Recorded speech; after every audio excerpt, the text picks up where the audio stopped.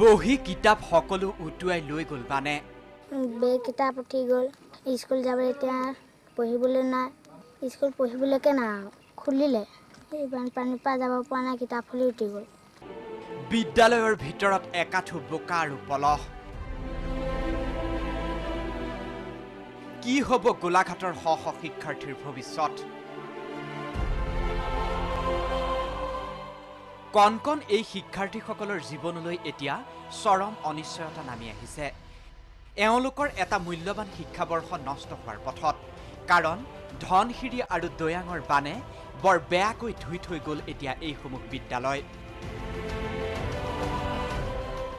বিদ্যালয়ৰ অৱস্থা চাওক। বিদ্যালয়ৰ ভিতৰত এইদৰেই সৃষ্টি হৈছে একাঠু বোকা পলহ। এইদৰেই শিক্ষক তথা স্থানীয় লোকে বিদ্যালয়ৰ পৰা বোকা পলহ আঁতৰাই নিয়াৰ ব্যৱস্থা কৰিছে।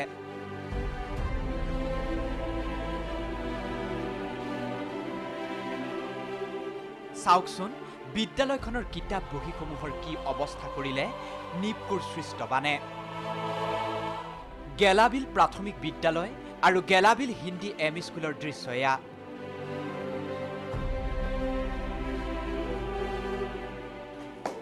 গ্ৰীষ্মবন্ধৰ পিছত এইসমূহ বিদ্যালয়ত পাঠদান আৰম্ভ হ'ব লাগিছিল যদিও বানৰ বাবে বন্ধ হৈ পৰিল পাঠদান। পানী শুকাইছে যদিও বিদ্যালয়ৰ এই পৰিৱেশৰ বাবে আৰু কিমান দিনলৈ পাঠদান ব্যাহত হৈ পৰিব তাৰ কোনো নিশ্চয়তা নাই। স্কুললৈ আহিছোঁ, যেতিয়া স্কুলত আহি দেখিছোঁ চাৰিওফালৰ পৰা বানপানীয়ে স্কুলখন পুতি পেলালে। স্কুলখন দৰ্জা চৰ্জা খুলি দেখিলোঁ যে গোটেইখন পলসে গোটেই 2 ফুট পৰ্যন্ত আপোনাৰ পলস যেতিয়া পৰিলে, এতিয়া উপায় নাই। অপেনিং কৰিব লাগিছিলে, কিন্তু বানপানীৰ কাৰণে আমি নোৱাৰিছোঁ। যথেষ্ট ষ্টুডেণ্টৰো ক্ষতি হৈছে পঢ়া লিখা। আমিও দুখ লাগিছে। এতিয়া আমি অফিচতো জনাইছোঁ। ইপিনে পানী শুকোৱাৰ পিছত অধিক ভয়ানকহে হৈ পৰিছে জিলাখনৰ পৰিস্থিতি। আশ্ৰয় শিবিৰৰ পৰা এতিয়াও ঘৰলৈ ঘূৰি যাব পৰা নাই বহু বন্যাৰ্ত। কাৰণ দৈয়াঙৰ বানে জলমগ্ন কৰা গাঁওসমূহ এতিয়াও বোকা আৰু পলসৰ তলত। এয়া সৰুপথাৰৰ বৰবালি অঞ্চলৰ দৃশ্য।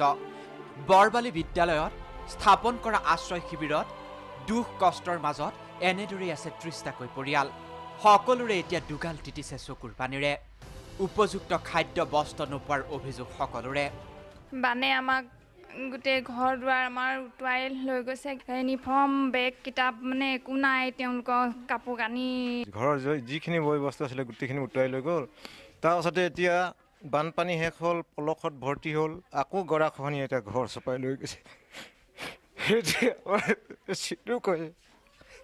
আমাৰ এতিয়া থাকিবলৈও ঘৰ নোহোৱা হ'ব। বানত কিতাপ পত্ৰ হেৰুৱাই উচুপি উঠিছে আক্ৰান্ত শিশুসকলেও। কোনেও নাজানে কেতিয়াকৈ উভতি যাব পাৰিব নিজৰ ঘৰখনলৈ। এয়া গোলাঘাটৰ খুমটাইৰ দৃশ্য। ধনশিৰিৰ বলিয়া বানে নিঃশেষ কৰি থৈ গ'ল খুমটাইৰ লেটেকুচাপৰি অঞ্চল। চৌদিশে এক বিধ্বস্ত পৰিৱেশ। আপোন ঘৰখনলৈ উভতি এতিয়া কেৱল চকুৰ পানী টুকিছে এইসকল বানাক্ৰান্তই। অকল আমি জীৱনটোহে বচালোঁ বাৰু, তাৰ বাদে আমি একো কৰিব নোৱাৰিলোঁ। বহুতো বস্তু উঠি গুচি গ'ল আৰু ঘৰ দুৱাৰো সম্পূৰ্ণ ভাগি গ'ল। মোৰ বহুত দুখ লাগিছে। তেওঁলোকে আজি আমাক কি হয়, তেওঁলোকে সহায় নকৰিলে কৰিবলৈ চৰকাৰখনটো আছিলে নে নাই? এখন যদি নাও দিলেহেঁতেন সেইদিনাখনি আমি চব উদ্ধাৰ হওঁ, গোটেই গাঁৱৰ ৰাইজ উদ্ধাৰ হয়। বছৰটোৰ বাবে লাও লোৱা হৈ গ'ল এওঁলোক। অনিশ্চিত ভৱিষ্যতৰ মাজত এতিয়া এইসকল কণ কণ শিক্ষাৰ্থী। এওঁলোকৰ মৰ্মবেদনা এতিয়া কোনে উপলব্ধি কৰিব? সৰুপথাৰৰ পৰা অৱনী শৰ্মা আৰু খুমটাৰ পৰা বেদাংক তামুলৰ ৰিপৰ্ট DY365।